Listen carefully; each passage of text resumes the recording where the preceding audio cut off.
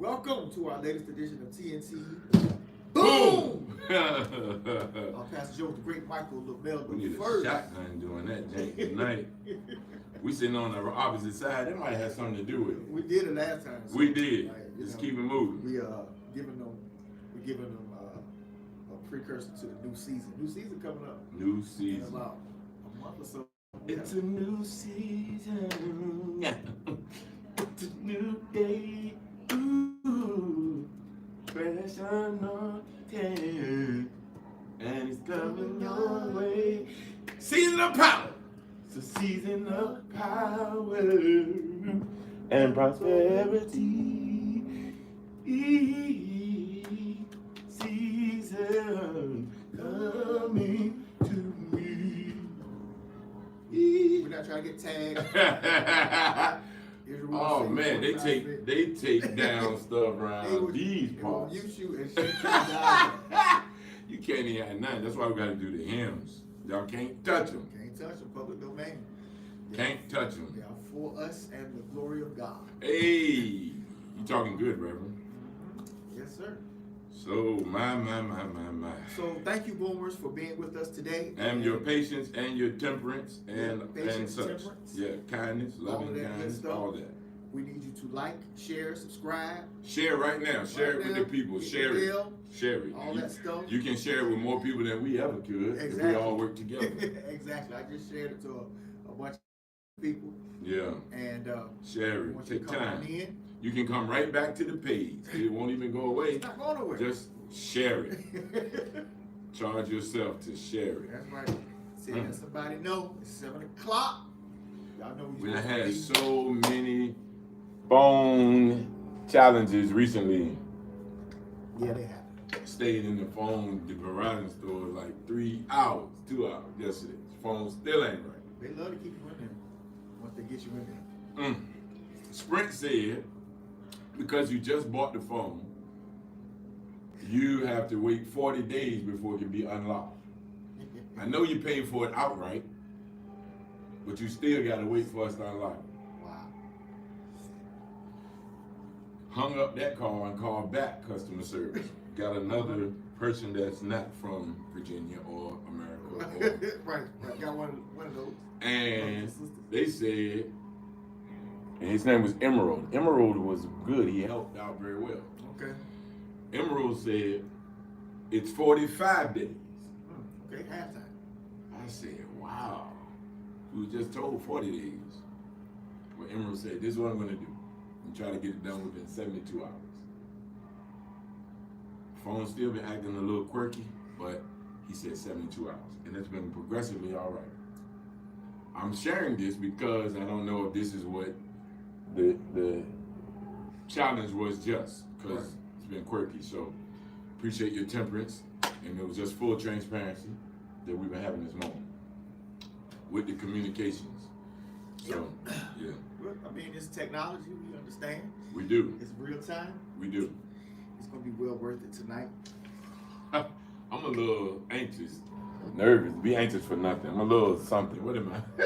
Excited, man. That's the word. Excited. Oh, you can't sing. We don't get. They're gonna cut the. Trying to get blocked. Lord, you brought me out. Micah, you up here? My baby girl up here. She remembers. Micah is. We used to make them jumps. Oh yeah. Outstanding. I used to play all that in church. Lord, you brought me out. Excited, yeah. You make me want to shout. Love it. I used to do that, man. I wrote verses and everything, Doc. For real. All right, let's get this.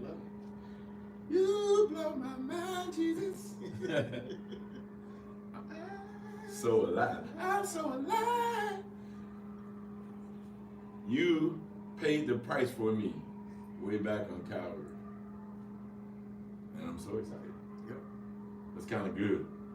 Around, oh man, oh man, right there. I'll let you in right here, sir. Good brother coming in. Come on in here. So while he is letting him in, let me do the shameless plugs while we're here. I'm Pastor Joe, Church 1 Hampton Roads, 1:00 p.m. every Sunday, 1900 Pavilion Drive. We're inviting you to come. If you know somebody that don't really like to do the whole church thing, our church is unlike any other. We have prayer, we have scriptures, we have times of meditation, we have worship, we have the word, and we do it all in the span of 1 hour, an hour of power. And almost doesn't matter what time we start, we are out within that time. And I promise you, you're going to leave edified and blessed. This Saturday, I have been named the charter president of the Black Billionaire Movement, and we are having an entrepreneurial symposium. If you have a business, if you know somebody who has a business, if you can bring as many business owners that you have, you're going to win $500. The person who brings the most people is going to win $500, and some lucky winner is going to win a grand total of $5,200 paid out over the span of a year. How are you, good brother? Scoot on in there, man. Scoot that chair right on up to the, yeah. Let me frame that up a little bit. We got a guest in the house, Mr. Keith Downing, my God, today. Yes. It's at 744 Golf Street. It's at a church, but it's not a church event. We're not having praise and worship. We're not taking a text. We're not going to probably even open up the Bible. It's all about business, and there's nothing wrong with that. If you try to make some money, you should come. You should bring as many people as you can. I would advise you to avail yourself of the opportunity. It's going to be an amazing event, and we like to shout out all types of black businesses. A touch. What's the baby? I'm calling the babies like they my babies. What's the baby's business name? Tones of Melanin. Tones of Melanin. Yes, I got them Tones of Melanin on right now. Brothers rocking Tones of Melanin. We support. Tones of If Melanin. you send us your stuff, we will shout you out. Tones of Melanin. Melanin. I happen to know some people who own this company called theonlywilliamsway.com. You can hit them up. I know a couple of them. A couple of people, custom t-shirts, all that kind of stuff. Shameless plugs. Shameless plugs. We all in. Micah said, tell you, hey, Micah, she in the group text. Somebody just Yep. said, hey, Mr. Downing, I see it right there. Yep. Yep. Two fellas. Two fellas. We're working on that. Working on that. Two Matter of fact, fellas. we need to talk about that, man. All right, we gonna hey, listen. We making stuff happen. That's right. Another one of our. Will you please put the address in the chat? The address for what? For the church or for the event? We're gonna put them both. We're gonna put them both. 11 o'clock Saturday mornings. Pull up food battles. The host with the most, the voice of choice. J&K style grill. Look, we got all of these businesses, and we're all family. Oh. You know what I mean? We shout them out. They shout us out. Yes. And if you have a business and you're part of the family, if you're a boomer, if you're a regular subscriber, you know somebody, you want us to shout them out, we will do so during the shameless plug hour. It is a part of season 2. Shameless plug hour. We got to make a whole section of shameless plugs. We just got to do it, man. Commercials, a commercial section. Yep. Man. Yep. That is, wow. I'm going to put... all right, we're about to get to it. All right, man. What we talking about tonight? Brother, the title was... Oh, excuse me. The title was... Sin, greater than, less than. Is all sin equal, or is one greater than another, or so on and so forth? I was asked this earlier this week. Childhood friend of mine. That's a great question. And I said, I was just kind of looking. It was, first, let me say, wonderful to have a conversation that didn't have any tension in it. Because people who are so-called or self-proclaimed believers, tendency to speak with condemnation. Facts. And church hurt is a different kind of hurt. You get hurt from your wife, your husband, your children, your mama, so on and so forth. But something about church hurt is it runs deep, it cuts deep. It's like the object that's cutting you with church hurt, it's got salt on it. Am I making sense? It got salt around it, a little bit of arsenic on the tip, and it cut you with it, and it fills it all in there, and it flames up real quick, and then it stays there. You're like, wow. So, Yeah. Why do you think that is? Man, there's a couple of reasons. People that have subscribed to something and been helped by whatever they subscribe to, Buddhism, Christianity, Islam, even any New Age thing, whatever it is. It could be a statue, it could be a person, a counselor, any of those things. Once they have left the point of what we would say demise or detriment, the part that's delusional or whatever the part that we frown upon, that is frowned upon, society say, oh, that's bad, or that they felt themselves, I'm so far down that I had to reach up to get down, to get more down, you know what I'm saying, to get to the bottom. Once you come out of that thing, only two things can happen. You have the humility of the thing, and you're able to talk to somebody else, reach back, get somebody else and pick them up, or the haughtiness of the thing, where you say, now I'm looking down my nose at you. Parents, older generations, like older than us right here, hear this. There is something to be said when we say, I got mine, you got to get yours. It separates the connection, like, well, you can't relate to me then. Because I got mine, you got to get yours. Now, okay, well, I don't want to be you. So I'm going to do something different.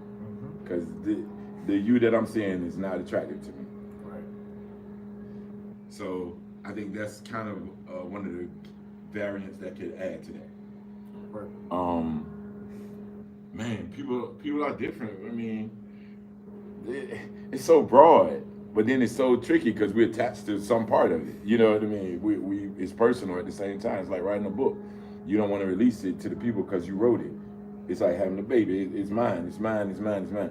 But the only way it can grow and breathe is come out of you. She carrying her stomach 9 months. Right. It's got to be born so it can come into the world and be raised and grow. We hold on to it. And feelings, man, we just get in our feelings. Do you think that people, this ain't even our topic, but do you think that people have a flawed understanding of the church? Yes. Oh, listen, I don't really care. I'm gonna do high. I don't care. Bring the whole smoke. We used to start it with that. I think that I usually say, and I try to be as tongue-in-cheek as possible when I say, I don't even like church folk. We laugh about that all the time. It's like, right. Church folk, I ain't church folk. I don't like church folk. Ministry has become more about sensationalism than sensationalism and satisfaction in that area, more than solving and a salve. So yes, what feels good? That's it. So I think that one of the reasons why church hurts so badly is because we have the idea that the church and God are kind of synonymous, and this institution is supposed to help me, which it should. What we miss is this is how intense this is. The church required the death of Jesus. Let that sit there for a minute. Can we just back up 1 second? You know how we just kind of bounce volley. The same people that threw a parade and party for him, the people that called for his crucifixion. All right, start there. Go ahead. Exactly. And so when we, because I want you to see that it's the people that are connected to you, or try to connect to you. They want to be, and for what reason? It flipped. The turn it's a turn in it. But go ahead. It's not a finished work. we are a work in progress. Not to excuse our foolishness, Right. but if you understand that going in, that this entity is made up of flawed people. The sister that might be looking down her nose on you was just getting up out of the wrong bed 6 weeks ago. So don't put her on a pedestal, right? Understand that we're all human, right? And that we're all kind of saved by grace. But the church, again, it's an entity that literally Jesus had to die for it. So it's not a perfect institution. It's a very flawed institution. We're being made, conformed into the image of the Son. So, it's just kind of one of those things. So This gonna have to be a two-part. I already see a two or three part. the church. The church, yeah. The church. And let's talk about the building. The building, the four walls. The 4 walls. You walk into that building and the administration that runs that building, they're bigger than us. Okay. But once you're a part of the administration and you see how stuff runs. I see it. Yeah. And The behind the scenes. yeah, kinda. that behind the scenes thing is, Yeah. is what brings a lot of church hurt as well. Yes. Does it bring the hurt because of what you expect, or have conditioned, like, okay, this is a bishop, so-called, apostle, so-called, and automatically we have placed them in Of course. which should be the natural thing. Right, that's We, what we you- have reverence for that office, that mantle. But they are still yet human, as Pastor was saying. Yeah, they are. And some of that, I think it's both sides. Some of that is the idolizing of that office or that person in the office. And I mean, man, because that's borderline cultish. Oh, we venerate. We You know, we venerate those offices as much as you know. The Catholic Church absolutely tells you that the saints are venerated. They're supposed to be celebrated and looked at with a level of esteem. But particularly in the African American experience, we know the history of kind of how we came. That the pastor was looked at as the spiritual leader. He, in general, was the only guy that could read. He wore the suit. So there is an idea that he's separated. Conceptually, a lot of the stuff that you see people wearing and these robes and all that kind of stuff, it is to sanctify God in the eyes of the people. Well, a lot of times that's done by viewing the leader a particular way. The challenge, though, is can you accept instruction from a flawed leader? That is the challenge. And a lot of times, Wow. we expect, and see, I'm 3rd generation, right? So I've seen it all. We expect our leaders to walk in perfection. Again, to whom much is given, much is required. Yes. So there's a requirement. I was just thinking about this today, and thinking about the kind of status of the world and kind of what we're dealing with in terms of the African American community and the police, right? Well, here's the reality. We need the police to stop killing people, period. You have a higher standard. Now, if somebody kills a police officer, they should be held to that standard. But you should be held to, you can't lose your cool, ever. You can't kill people unless your life was absolutely 1,000% in danger. It ain't no, whatever. Right. We gave you a badge. To whom much is given, much is required. Correct. Right? And I think that when it comes to church, if you've been given or called by God, there is a requirement, there's a responsibility that's on your life. But the challenge that we kind of have is that weight can break people. And knowing preachers, knowing pastors like I do, a lot of us have very weird habits, have proclivities that people would not understand. Yeah, You got behind that, what was that, the odd sheet, and saw some of this stuff. Right. People would be boom. But most people don't understand the weight that guy is carrying, and why oftentimes there is kind of that transfer into stuff. And what we have in our Bible, though, is replete with examples of God changing and using very jacked up people. Very. And the stories are in there for that reason. The story of David, who we were going to talk about, is in there for a reason. Right. You know a whole lot about David that you don't know about probably the average pastor. Right? Correct. Because there's a two thing. God wants you to understand that he can be called and not always have it all together. Right. But that doesn't necessarily mean that he or she isn't called. But at the same time, the call is going to demand a level of responsibility. So, like you said, that administration, when you kind of know what goes on behind the scenes, it can be, and that's for leaders, I think, in general. A leader is going to carry more weight than the people that he's leading. He has to. And for that reason, we expect a certain thing from him or her as a leader. And oftentimes, when they don't meet our expectations, that's where that man, you let me down. You're supposed to be this. But like you said earlier, he's just a man. You know, Right. He's just a person. Okay, he's given much, Right. and much is required of him. But I told you I was left field. Man. I told you. No, you're good, man. Yeah. We welcome that. Exactly.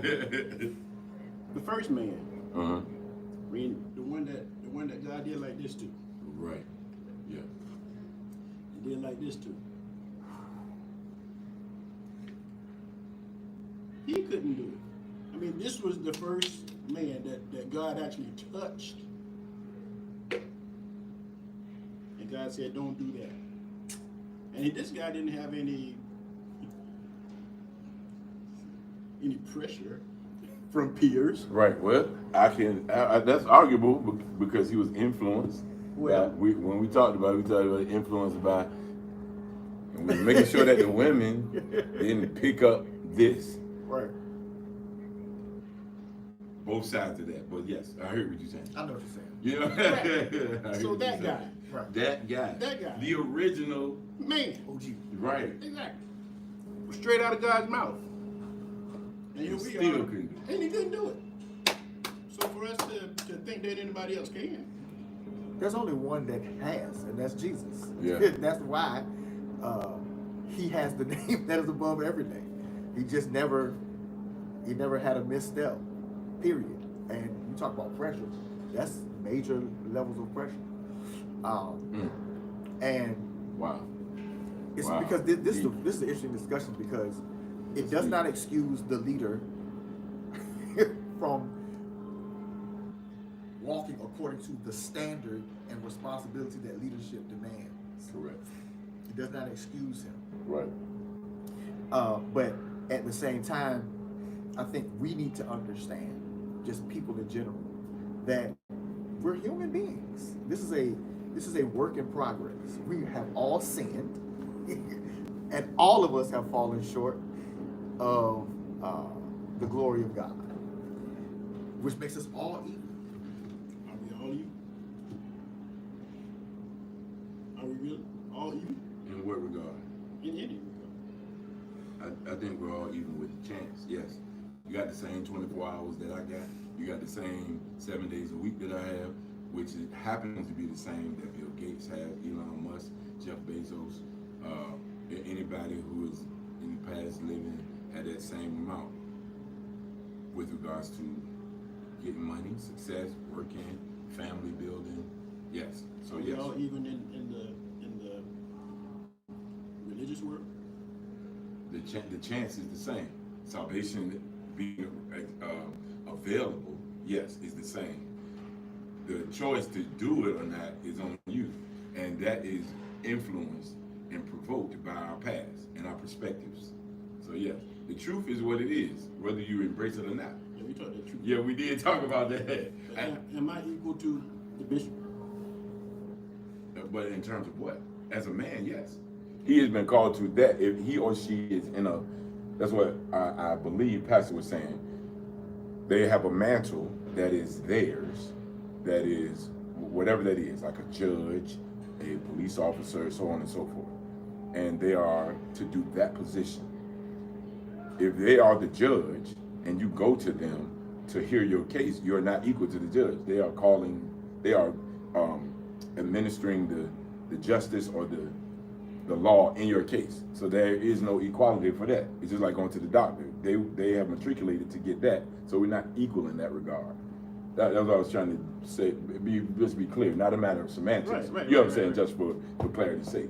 But in the matter of salvation, everybody's given an opportunity. Whether you take it or not, it's on you. They're gonna tell preachers all the time, and they don't like to hear it, but I don't know why. You can't save nobody.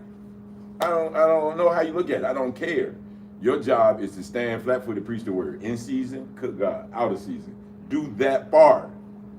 If they were to do that and not live in the space of reading their own press, that's what it's called in my world of entertainment. You read your own press. Now you have hardiness, high-mindedness, lasciviousness, and so you've read the press and like, wow, I smell good. I am. You know what I'm saying?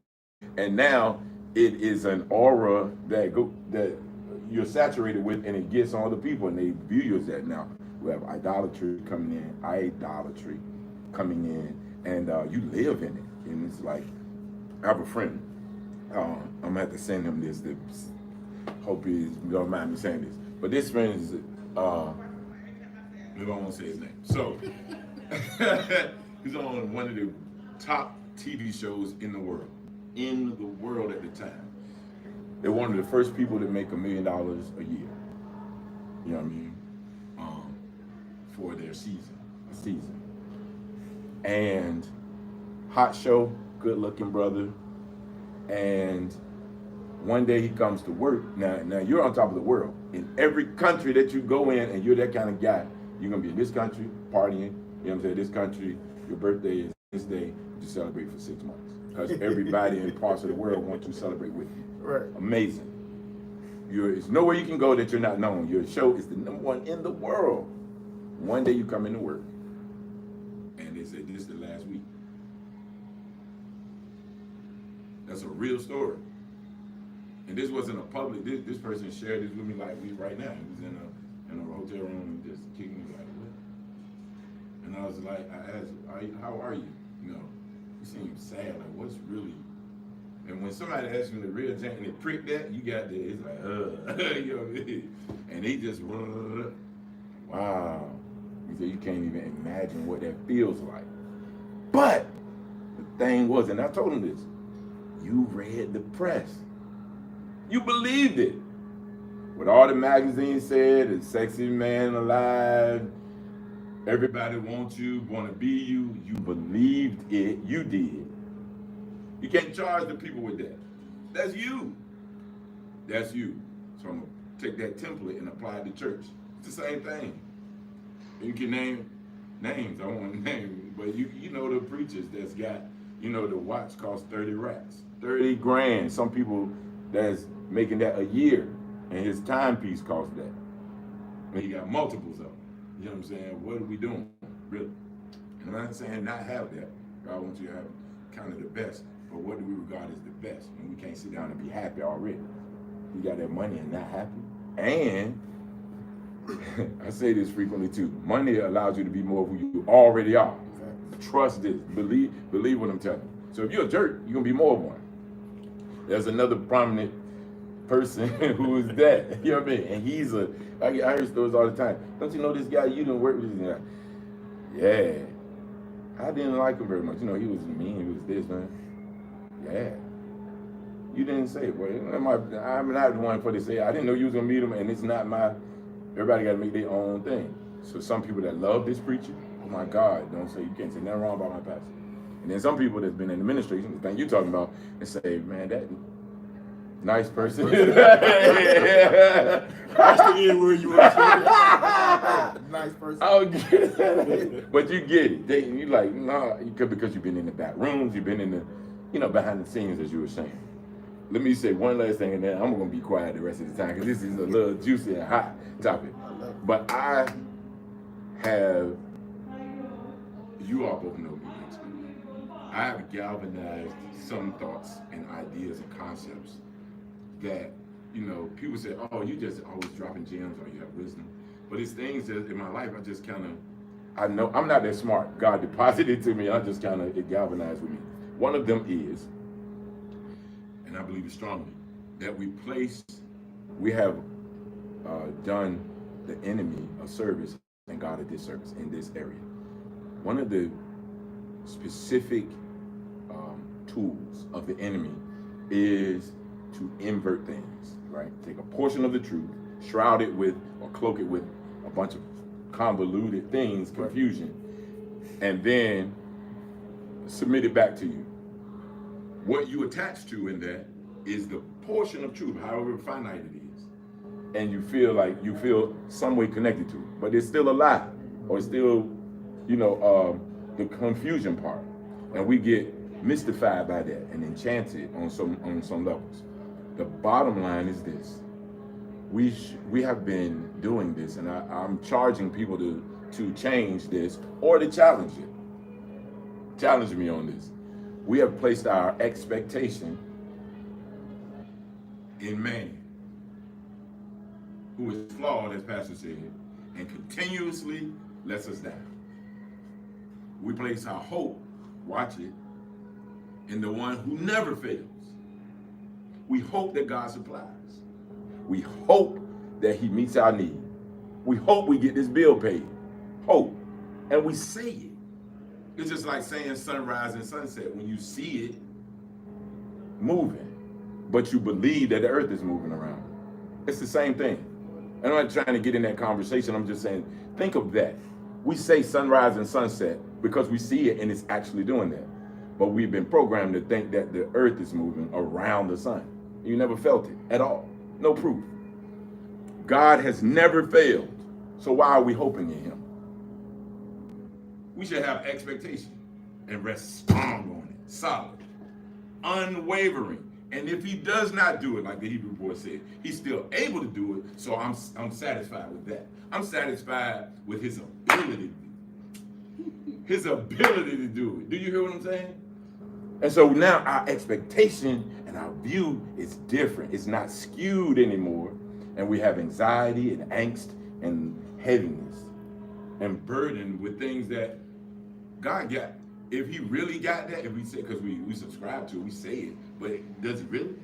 Yeah, I expect God to do it. Why? Because I did my part. Now you got business that you can mind. Mind your business.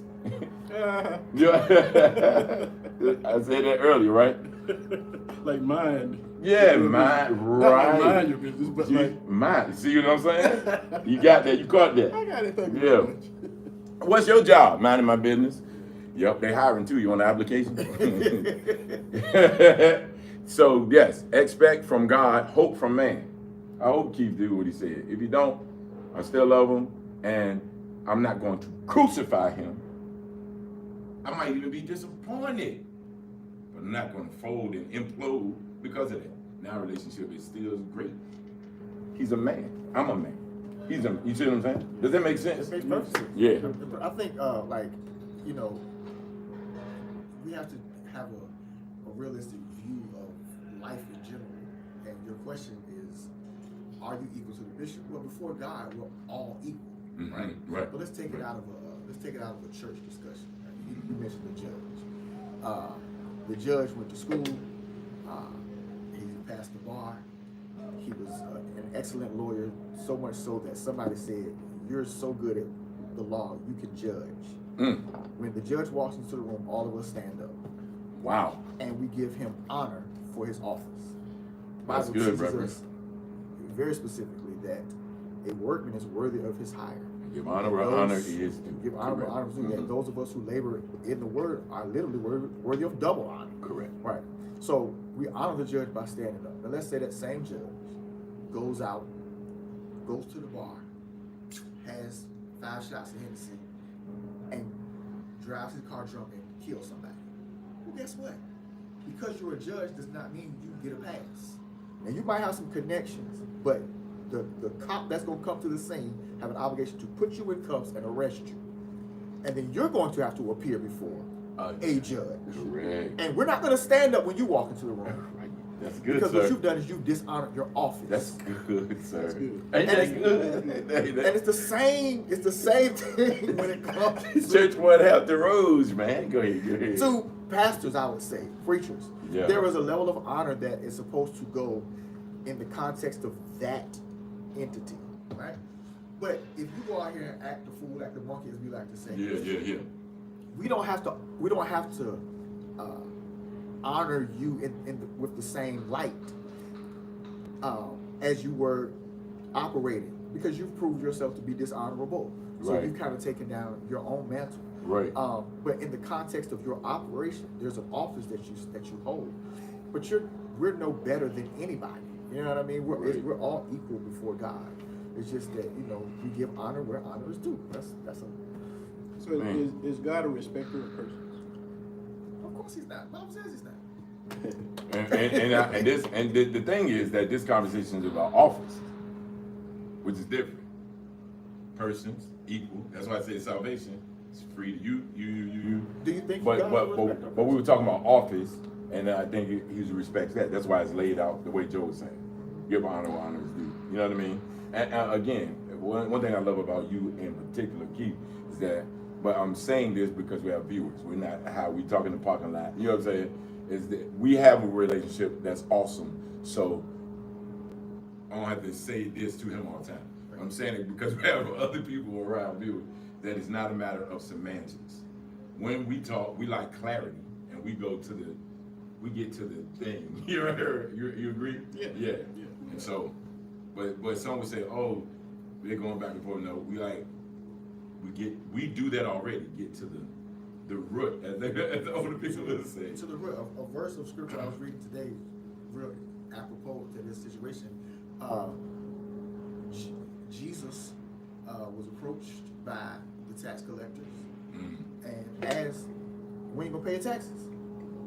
And he's like, Peter, we're gonna get this handled. We're literally gonna pay our taxes. Now, I'm gonna show you how we're gonna pay ours. Go fishing, get the money out the fish mouth. Here's the money. Nobody is more honored in all of life than Christ. But he also submitted himself, not just to the authority from the Father, but he submitted himself to the authority of those who govern him. So much so that if it took a miracle for him to pay his taxes, he was going to make sure that the record was reflecting that he was paying his taxes. And if he did not, he would have been functioning in dishonor, which would have been a sin, in my opinion, and it was not, because he did what he needed to do. And so when we're asking, is God a respecter of persons? I think the Bible is very clear that he doesn't respect us, any of us, more than anybody else. Because everybody, like you said, everybody has the same basic thing. We all have choice. Everybody. We all have choice. We all have free will. We talked about this the other day. The sun shines on the just and the unjust. Right? Yeah. You know what I mean? If it's raining more on your house than mine, then You slept rock. Yeah. That's so funny, man. Oh. Yeah. But yeah, gotta laugh a little bit. Let that out. Do you you all believe that? So the title of today, y'all please comment. They comments in the thing. It was sin and the greater than sign or less than sign, and then sin. Which is there greater? Is sin one sin greater than another one? So on and so forth. And No, good. No, What'd you no, say? no, no, no, My no. bad. oh no. I think I asked I the think it's a question. great. I think it's a great. It's a segue. I mean, it's all connected to me. Right. I want to say this one thing that I was going to say before I went to open the thing, which is great. That I'm amazed. I'm glad you're here. And we talked about this too. I firmly have come to the conclusion that we don't have a truth. And let me explain. Because I had this conversation in Richmond just filming. the guy said, "What is truth?" And we had a whole conversation. So, but I resolved to tell him that it exists. I think the boomers, we talked about this before, you're all aware. Truth exists outside of us as humans. It exists. It is, right? And currently, in this new age and society, there's a phrase that says, people say my truth, like my truth. He got a truth. He got a truth. And you depending on who the person is, but I usually get in there and be like, no, you don't have a truth. Like, let's discuss it. You have a perspective of what truth is. And before we can pick sides on something, we have to first agree on something. Even if we're going to argue, we have to have a line that's the agreeable line so it can be between us. Right. We have to agree on something. So I want to submit that. And I think that's important in this conversation because it's going to be all about perspective anyway. Right. Is one sin greater than another one, and sin? The question that was posed to me was, is one sin greater than the next? And what was the other part I said, Reverend? I think that's it. Is one sin greater than the next? No, there was another word. Is one sin greater than the next? It was something else though. Oh. In the discussion, the word abomination came up. Remember we said that? Oh, yeah. The word, and so I zeroed in on that because it was introduced. I usually listen to what has been said and then try to meet that person where they are in the conversation. So when that was said about abomination, I said, well, let's look up the definition and apply that to what we're talking about. Yep. It's a real simple answer. So I think all sins equal and there are greater than. There are ones greater than the other ones. It's a paradigm, but not a mystery. No. So, yes.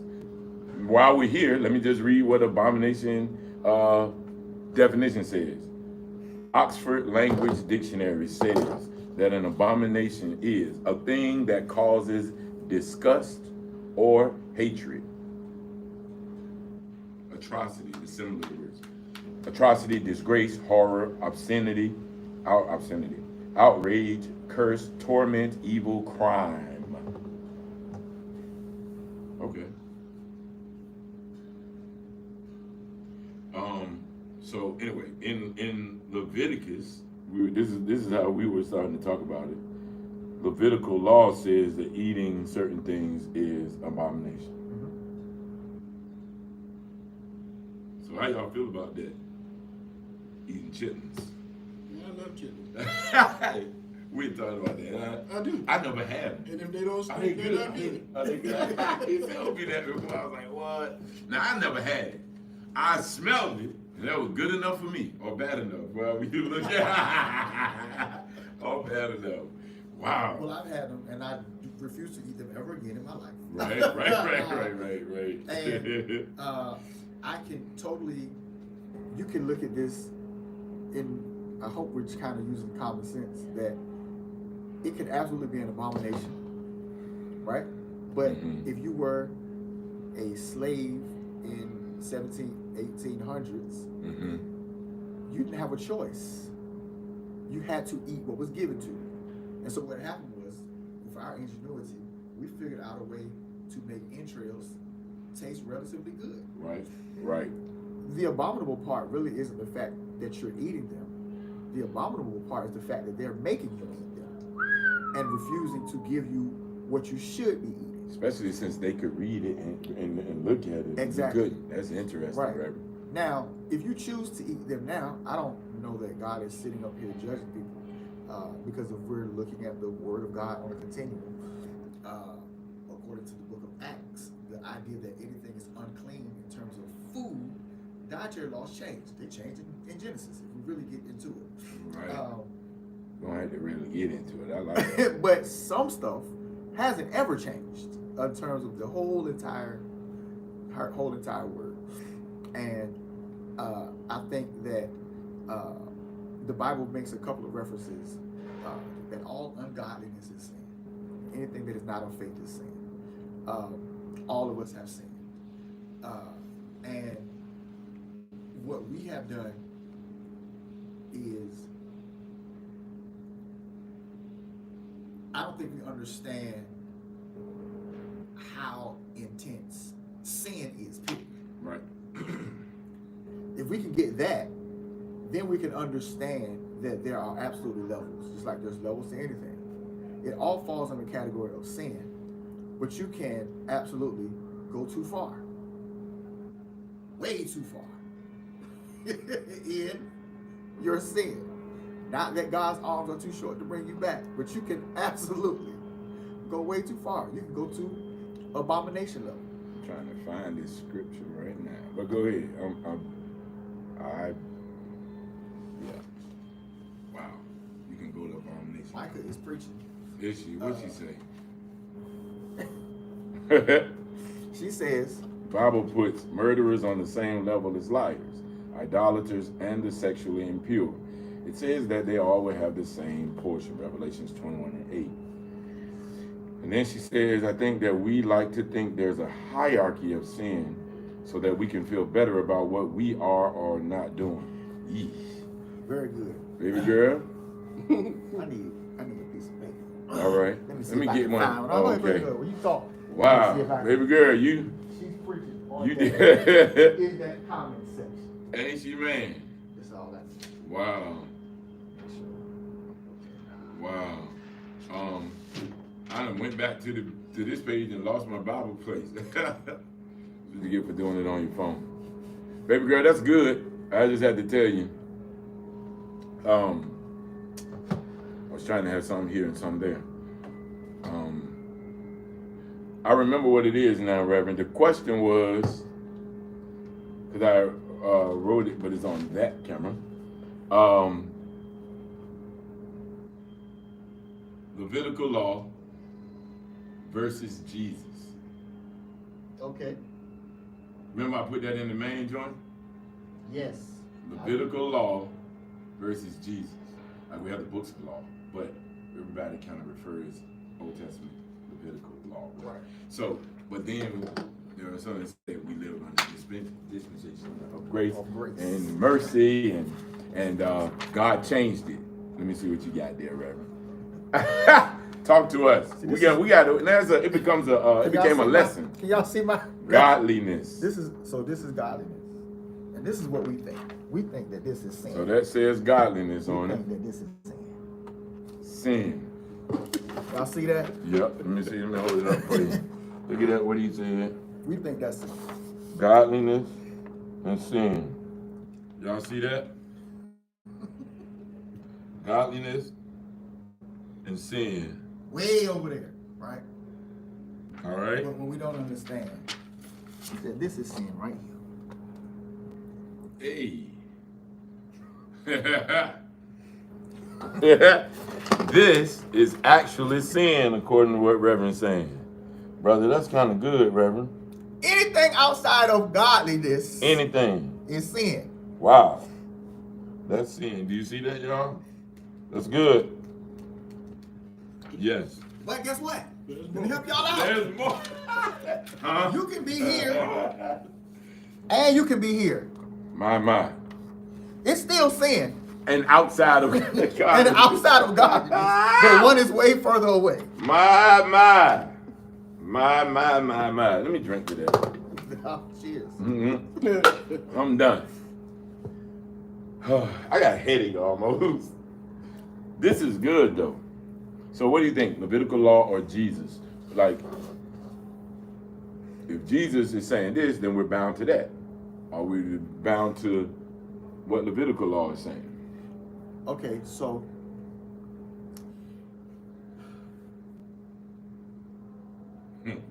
John, Chief, jump right in too. I know you got something to say. Yeah, you want to go first. Okay. You gonna go first. Right. God. Mm-hmm. The same yesterday, today, and forever. Continue. Yeah. But yet you say Levitical law, Right. and then you say Jesus. Yeah. So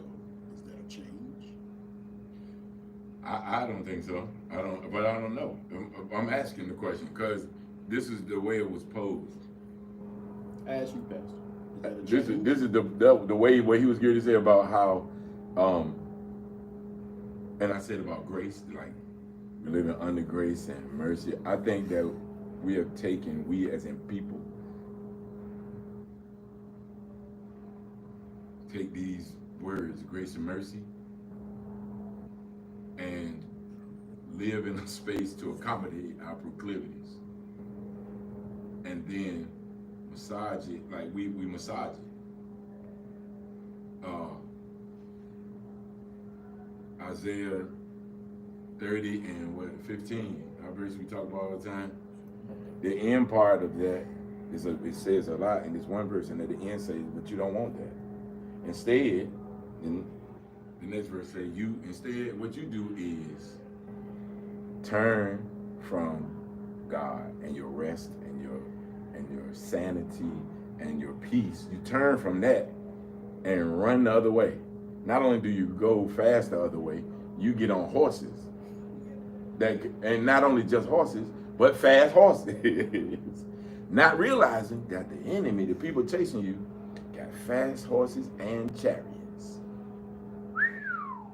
And in the end, you're going to be on a flagpole at the top of a mountain, alone, by yourself, over there, away from where your rest was. I think that we do that in this grace and mercy piece, and we use scriptures to validate whatever side that we feel like we want to be on. Again, feeling. I'm saying, oh, I'm not going to live under the Levitical law. You know what I mean? So then the Muslims wrong and the Jews wrong because they only eat halal. You know, they only eat what was the... No. You know what I mean? But it's also not right to, if you're going to eat these chips and eat the whole bag when you should just have one. But it feels good. Should you have that whole piece of cake or one piece? Should you eat the chitlins? I don't know. And I was asking because I don't eat them. Because then I can't get past the smell. They don't smell, they're not good. He said, y'all hear what he said? He said, it's got to have a smell in order for it to... God almighty. That's my guy right there. That's so funny. So, man, there's so much to unpack here. It is, man. We got to do this again, right? We do. I'm gonna try to get my answer quick, and I'll be quiet. Because we're already after 8. All right, keep going. So, I believe it's John 1, maybe 26. John prophetically looking at his cousin that he does not know, and he says, "Behold, the Lamb of God, who taketh away the sin, harmatia, that's the word in Greek, the sin of the world." Not the sins. The sin. All. Yep. Jesus is not dying anymore. He died once. So that means he don't have to prove. We talked about that. He don't have to prove it again. He has nothing to prove anymore. But you have to understand this is how effective his death was. He died for past, present, and future sins. But he took away the sin from the world. All right? So sin is anything outside of godliness. But we can commit acts that are sins. Right? What happened was Jesus came to fulfill the law. He didn't come to abolish the law. He came to fulfill the law. What you will find as the church's birth, particularly when you look at Acts, they had a council to discuss this stuff. They actually came up with an answer before we even came up with the discussion. And what the apostles decided was, we're not going to hold our new converts Christians to the standard of what we had to live under, because Christ has redeemed us and from the curse of the law. And they came up basically with a few things. Don't eat food that has been sacrificed to idols. I can't remember all of them, but it's like 3. And that's it. Yeah. They even got to the point where they said that Gentiles didn't need to be circumcised, which was very interesting because circumcision was a fundamental part of the covenant, right? It was the act that God required from Abraham to prove that they were in covenant with one another, right? And even to the point where Jesus kind of removed some of the jot and tittle type stuff, because that's not the point. Right. The point of Levitical law at the time was because God was literally trying to establish himself as the king of this nation that he was establishing, and taking them out of how they had lived for 400 years and trying to make them separate from the lands that they had lived in. And so these people had all types of abominations and stuff as a fundamental practice of their worship and how they lived. And so when God went through and told Moses, I need you to write down do's and don'ts. Don't do this, because that's what they do. And what they don't understand is that they're violating essentially the natural way things are supposed to be. So he would literally tell them stuff that really was kind of common sense. Don't sleep with your mom. Don't sleep with your auntie. But people were literally, y'all got to hear what he's saying, literally doing that. This is what, right. Because they didn't have the concept of what law was. What's the king of Nebuchadnezzar? No. What's the king of the Tower of Babel? Who was that king? The king during the time when they built the Tower of Babel. Starts with an N. Nimrod. That's him. Nimrod slept with his mother. Got her pregnant. This is a real thing. Like, it sounds far-fetched, even by today's standards. Right. But it is real.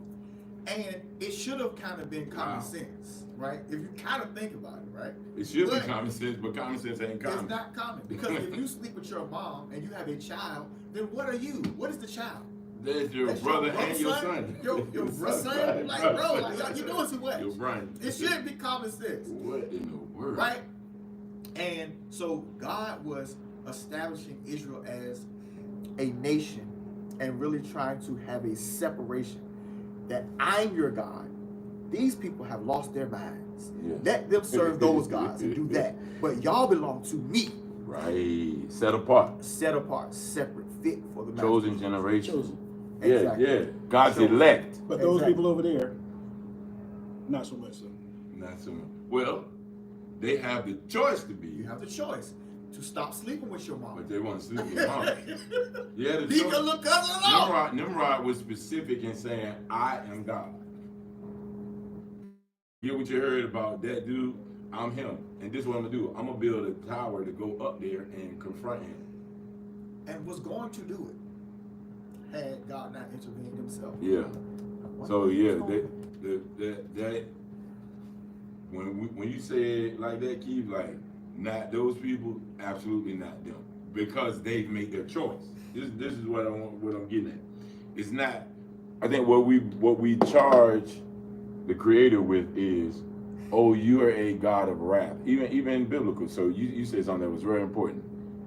Same God, over there and over here, all through yesterday, today, forever. Yes. Same rules. If you break the rule, you get the consequence. Nimrod had a choice. Nicodemus had a choice.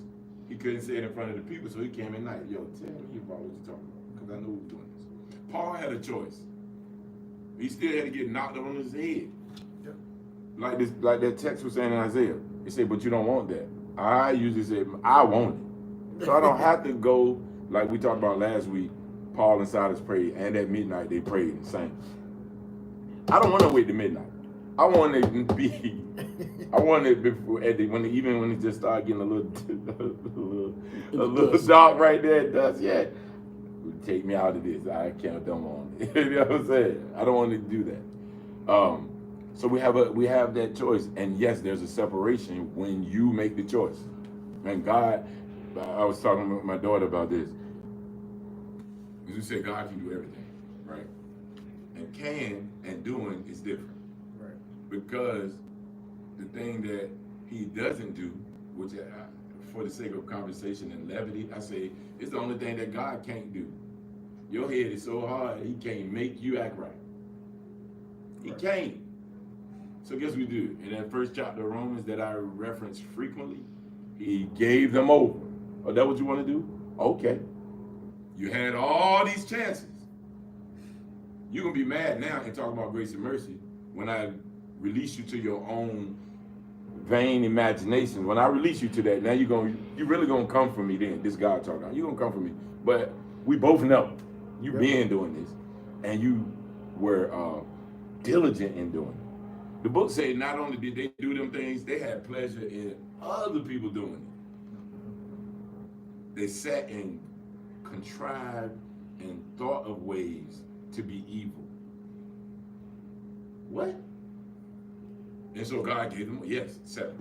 Y'all, that, because I don't want to be a part of it. So yeah, they over there, not part of what I'm in. Don't be bringing that over here. Which is why, if you were to ask me, which is why God was very harsh in his judgment and punishment in times of old, because he understands that if I don't wipe this stuff out, this is what it's going to lead to. And so while it looks harsh, it's really an act of grace, because what he's trying to show you is, don't do this, because this is going to lead to something that you're not going to be able to withstand. I have a very interesting mark right here on my hand. Everybody see it? Right? I used to think it was Jesus. I was like, yo, that dude got his Jesus mark. Right. I was 2 when years we old. was kids. I was 2 years old, and my grandmother was using an old school steam iron. I crawled out of my crib, put the iron on my hand. Now, I paid a very intense price. I used to be left-handed, and my mom and them know all the story. I don't even really remember what happened. I probably blocked it out from shock, right? Well, if you see a 1 or 2 year old approaching an iron, it might not be good enough to say stop it. You may have to pop them because the pain that they're going to experience with the pop is going to be much less than the pain of a 3rd or 2nd degree burn. Well, it looks harsh. Oh my God, you hit a child. No, what I did was I saved that child from stepping into something that they cannot come out of. And so when God was being very demonstrative and diligent in his punishment, he was showing us, y'all are delving into some stuff that you can't get out of. And if you look at what's happening in America today, we have stepped into, the toothpaste is out of tube and we cannot get it back. Correct. That's why stuff that should be common sense, like gender, it isn't common sense anymore. We're weird. We don't believe nothing. We don't have the common sense that we were born with, because God is not just around here striking us down. When he popped us already, and he was trying to prevent us from the day that we're living in right now. But we didn't want to listen. And so we tried to nitpick and find exceptions to the rules. Well, this, that, and the third, and not understanding all God was trying to do was protect us from ourselves, because once he says, okay, fine, now you can do whatever you want to do without me judging you. The judgment is going to be, you get to do whatever you want to do. That's the judge. That's the actual judgment. Man.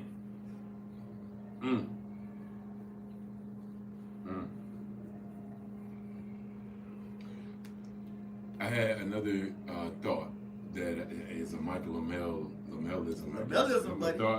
Bring it out. But there is no, and we live as parents in this space, unfortunately. But I'm challenging this train of thought. There is no, or should not be, there are consequences always, right, for your actions. For ignorance, there should not be, or can't be, accountability, but still consequence. He was too and ignorant, which is not a bad word. It just simply means not knowing. Right. Did not know about the iron being hot. He's 2. How would he know that? He's just going and mess with it. The consequence of his ignorance is this. That's not accountability. There's accountability for what you know. as parents and leaders, often we get that twisted, and we call it accountability, right? And you got what you deserved. It's a kind of a messy kind of entanglement kind of thing. Right. When you didn't provide any wisdom to the situation. Right. No reprimand, no put the child in a place. He said he admitted, full disclosure, I got out of the crib. Okay, that's fine. No charge to his grandmama. I know his grandma. What? Beautiful lady. Awesome. Why is the child able to get to that? That's a responsibility thing. There are more things than just, oh, you got where you touched the thing. So accountability to knowledge, wisdom. Consequence to ignorance. Results, both. There's results to both. But there's a clear, to me, separation. I'd like to hear from you, see what you think. There's a clear separation. You can't be accountable for what you don't know. But you definitely can get a consequence for that thing that you don't know. I didn't know. Yep. I didn't know the guy riding with me had a brick in his pocket of cocaine. Right. I did not know. I literally, Of the law is no excuse. but there's no excuse. And we were talking about judgment and law. That's real. You still gonna get this work. You know what I mean? And get the bracelets on. Right. You're gonna have to suffer the consequences. But we call it accountability. You know what I'm saying? I want to call it, I think, what it actually is. Right. If we do that, and then we can apply that template in more other places, like what we're talking about with the text and church and spirituality and stuff. Yeah. We have too many grayness areas that accommodate us, and then it gets just muddy and messy. You know what I mean? Yep. So, yeah. So I'm asking one more time. Let's keep down it. Yes. What's your email, Keith, so they can talk? They can call you. That's right. Hook them up. The chosen people. Chosen, yeah. The chosen people. The Israelites. Are they the chosen? That's a good question. Okay. So they're the chosen people. Those are the people that God said, these are my people. Yep. These are my people. So is that a respecter of persons? Of course not.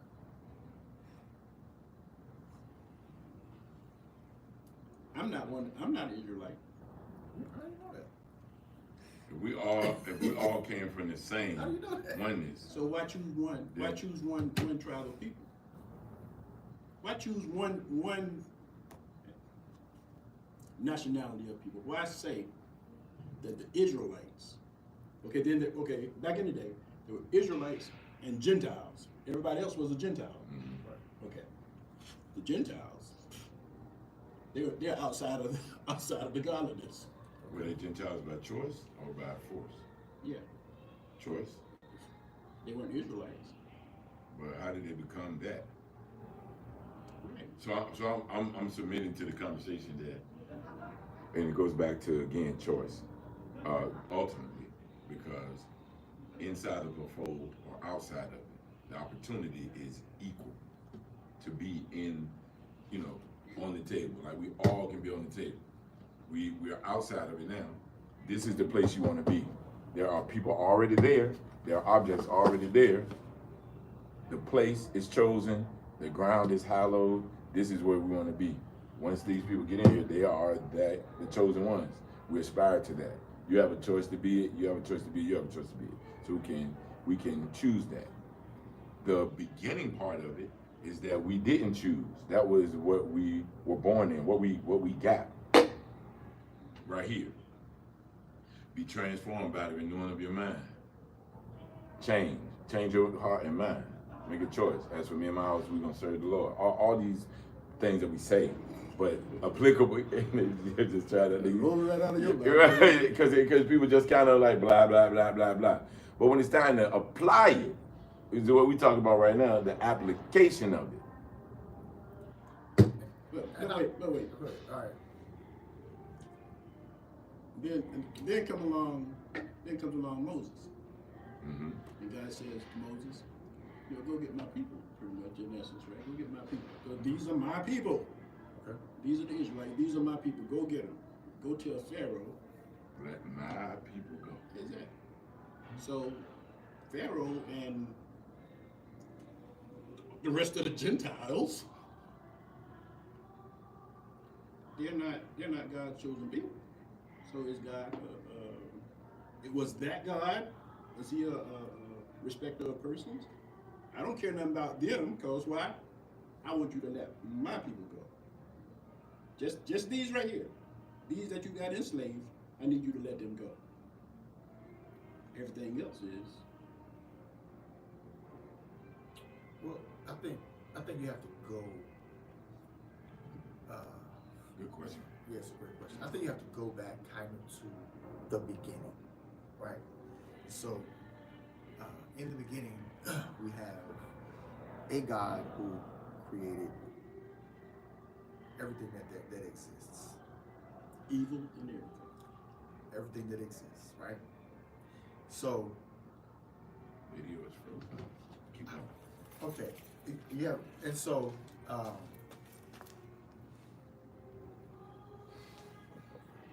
right. there's a point in time where there's population, right? All of us have a choice as to how our religious expression is going to be. So let's just say it's us three. He chooses to serve and worship fire. You choose to serve and worship water. But I choose to serve and worship the unknown God, for lack of a better word. God says, you know what? I want to deal with this guy. So I put myself as the guy. Because we heathens. And his seed, right? Because you have to, because if you think about it, according to the biblical lineage, the Israelites, the Hebrews, whatever, trace their lineage back to the very first man, scoop man, Adam. They trace it back and forwards, right? But even along those lines, it really wasn't until you see Noah, who is Abraham's, great-great-grandfather, choosing not to do what everybody else was doing. Noah literally was serving an unknown God. Noah was literally walking by faith at the highest level.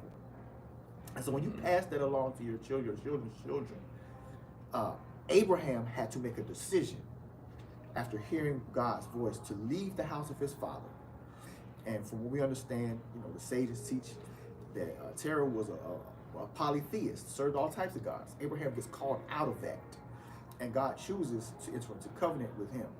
Here's what I think I need you to hone in on: that just because they're chosen, it does not give them an excuse, or it does not absolve them of the choices that they make. So if the Israelites chose not to serve God, to whore after other gods, as the Bible tells us they did time after time, they had to suffer the consequences. That choice was made available to everybody else, which is why when you look at the history of those Israelites that came out of Egypt, the Bible is clear. It was a mixed multitude. That it wasn't just the people people had choices. Even in the They still didn't go right into the promised land. Right, and even in the promised land, in the lineage of our Lord and Savior Jesus Christ, we have all types of people that are not Israelites. Rahab is not an Israelite. She's in the lineage because they chose to adhere to this. And so what God did was he said, I'm going to enter into a relationship with this people group as an example for everybody else to follow. They can choose not to and suffer the consequences as well. You can as well. But all of us have the opportunity to function as an Israelite, which is why by the time we get to Paul, he says there is no Greek. There is no Jew. There is no bond. There is no free. There is no uncircumcised. All equal. That we're all equal before God. Right. And that he hopes that those chosen people will figure it out before time's up. But guess what? If they don't, you might as well be a Gentile. You wasted what you were born into by not making the choice to serve God himself. And so, to kind of answer your question, that's why I say there really isn't a respecter, because what God did is what he just chose a particular people group as the example of how to live. I'm going to set these people apart from these people.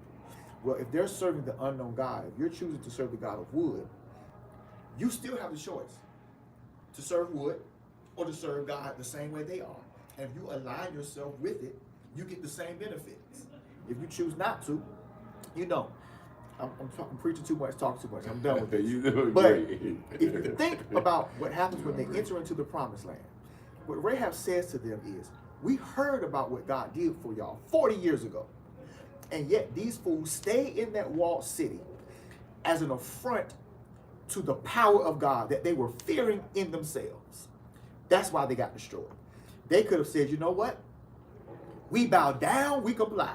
But they thought that their walls, even though they heard about what God did 40 years ago, they thought their walls were going to be stronger than the God that they were scared of. Yeah.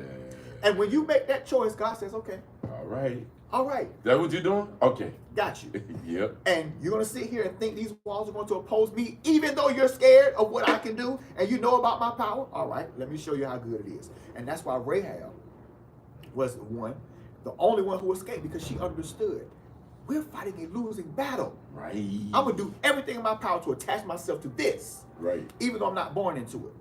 And that's why I would say there isn't a respect of persons, because we all have a choice to adhere to the principles and the standards of this almighty God that we serve. But we all don't have a choice. So Moses, go tell Pharaoh, but then I'm gonna harden Pharaoh's heart so that he won't. So I guess now, look, as God, I'm gonna use Pharaoh to further my cause. So I don't respect Pharaoh enough to save him, to bring him into the fold. I want to use him to further the cause, to let my people go. Pharaoh had a choice the first time. Right. You know what I was gonna say. But then I'm gonna harden his heart. This is after the choice, though. You already, he made a choice, and so God, So you get as one he chance. does, he met. It wasn't one. It wasn't one. So No, you no, get no, two no. chances. No. Like One should be enough if you serving wait, God. But Lot. Say if I find 10 people, okay, I won't. Okay, how about 8? If I find 8, okay, then I won't. How about if I find 6? All the way down to how many people? because them people that didn't make the right choice. But he never found them. He never found that many people. So okay, Lot, we can't find that many people. I'm gonna need you to just leave and don't look back, because I'm ready to take care of this place right here. You think that was wrong what he done? What God did to Sodom and Gomorrah? I think Or you could have did better, or I think the loving God, mm-hmm. the God of creation, the Mm-hmm. God of everything that we know, everything that we see, Right, the same God. the same God. That was a pop.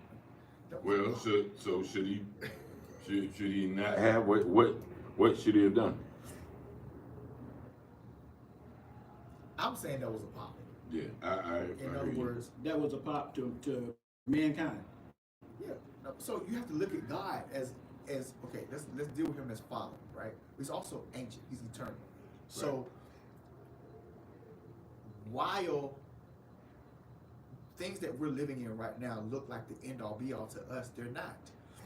God is looking thousands of years down the road saying, I'm showing y'all that if y'all continue in these types of activities and I don't pop you, you're going to stay in it.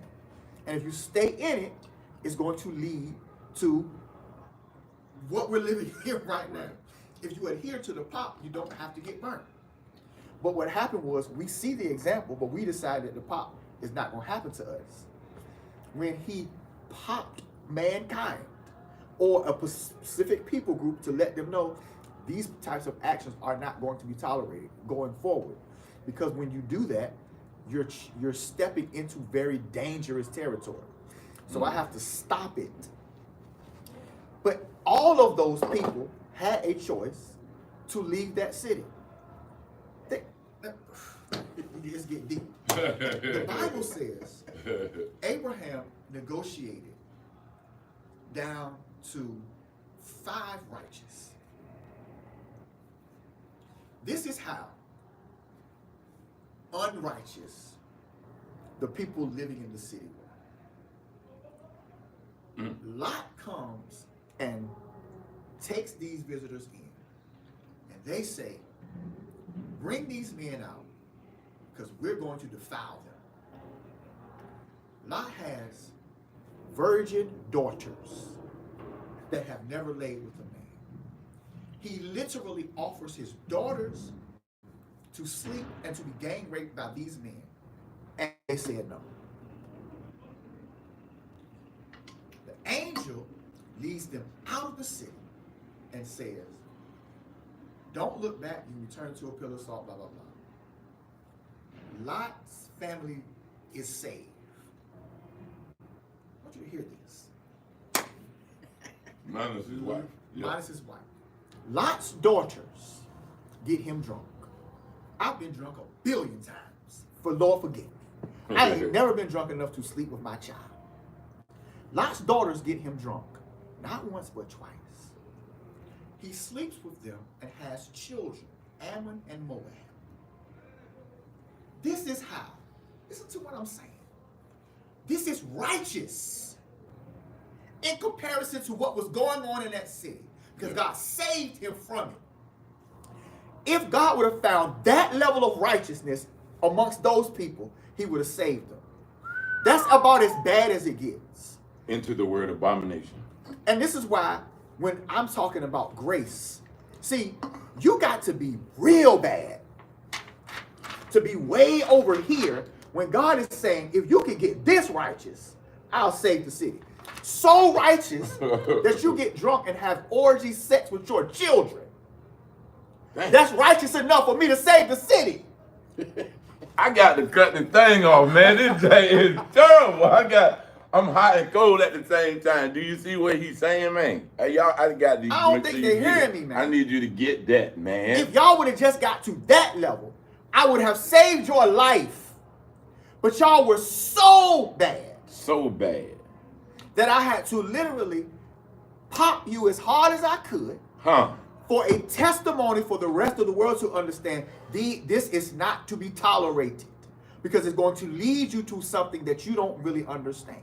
So then I can decide today to feel like a woman and go in the girls' bathroom with Joel, with your daughters.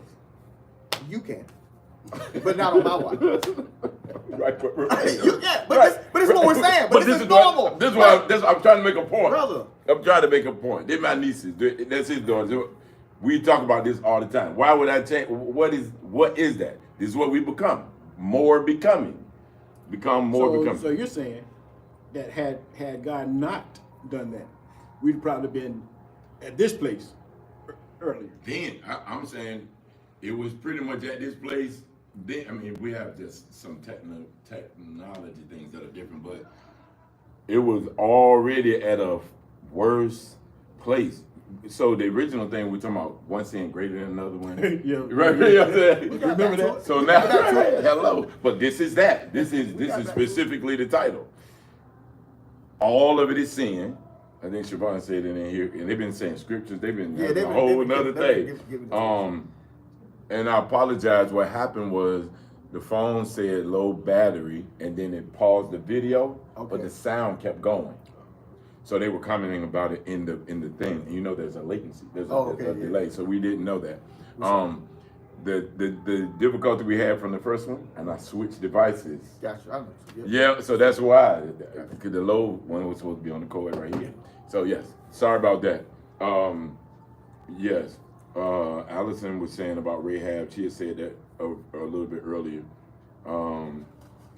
Genesis 19:36, Lot and his daughters. I told you I was left field. Man, you good, man. No, I got one more left field for you. All right. It's 8:35. Come on, Okay, hurry up. Come on, y'all. We gotta come back next week. Y'all gonna stay with us or what? I mean, Y'all gonna stay? we're gonna take this one more Jane from him. No, this gonna be it's a great right discussion. This one right here ain't gonna be. We gotta do. I mean, no, but please have it. It We ain't just gonna gotta be do it minutes, though. again. Oh, Pastor. it's gonna be a long time. Oh, yeah. Oh, we'll just pose it to us and then we'll Yeah, do yeah, a pose tease. it. Yeah, please pose it. Yeah. So we can sit with it. Everybody sit with Okay, it. okay. Yeah. So the ultimate in sinner, Yeah. God kicked him out. Kicked him out of heaven. Told him to rule the land. You're gonna be the God of the earth. Okay. The ultimate in sin. Okay. Is that not, would you say? Rebelling against God to his face just like this. So, okay, he's an angel. Mm-hmm. Right. Lucifer, he's an angel. But no, I want to be just like you. And God said, no, that's not going to happen. So you can't stay here. You got to go. Okay. You got to go. Then he writes in the law, he gives the law to Moses and says what? Give him the 10 commandments. Top 10. Top 10. Then tell you also that you must do what? You gotta forgive your neighbor.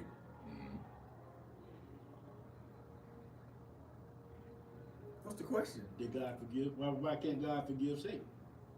Where is it that do as I say, not as I do?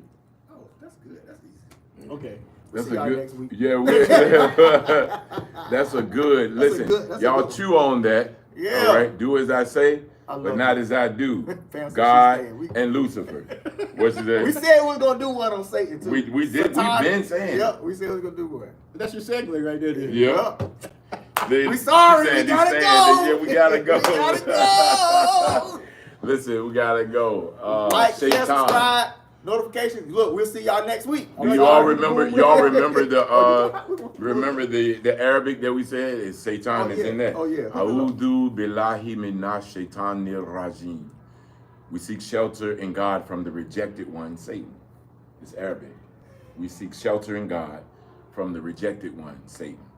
A'udhu billahi minash shaitanir rajim. Amen. A'udhu billahi minash shaitanir rajim. We're gonna learn the Al-Fatiha, which is the first surah. It's like equivalent to the Lord's Prayer. Our Father which art in heaven. Yeah, we're gonna try to learn it in increments. So y'all gotta remember that first part. And that is not a part of the prayer. It is like an opening, like first giving honor to God. It was the head of my life. You know how y'all do it. That's what that opening basically is. So you can say that and then say the Lord's Prayer, or say that in your regular, because that is our petition. We seek shelter, refuge in God from the wiles of the enemy. Yes. Thank you, Mr. Keith. Keep down it.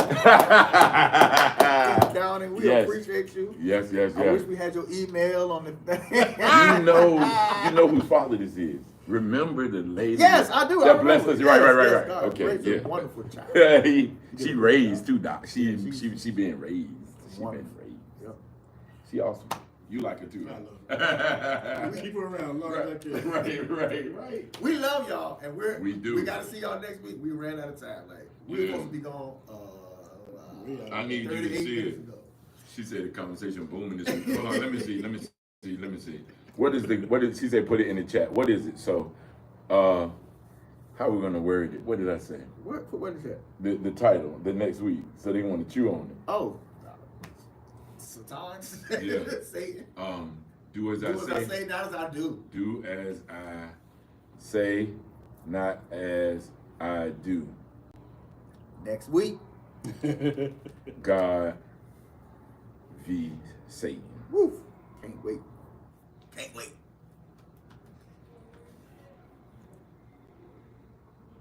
Right. I did. There it is. Do as I say, not as I do. God versus Satan. There it is. Wow. Hey, that's a big deal. It's a big deal. We're gonna be in December. Next time we see y'all, we're gonna be in December. We're supposed to be talking about Christmas. So we're gonna be This might be a good segue to that. It might be. You know how I feel about them so-called holidays. We already talked about Nimrod anyway. Yep. We did talk about Nimrod. Talk to y'all And them Christmas trees. next week. You know what a Christmas? Yeah. See, right.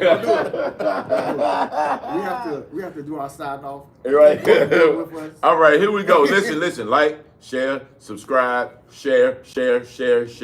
Tweet somebody, text somebody, tell somebody that the only thing missing from TNT this week was them.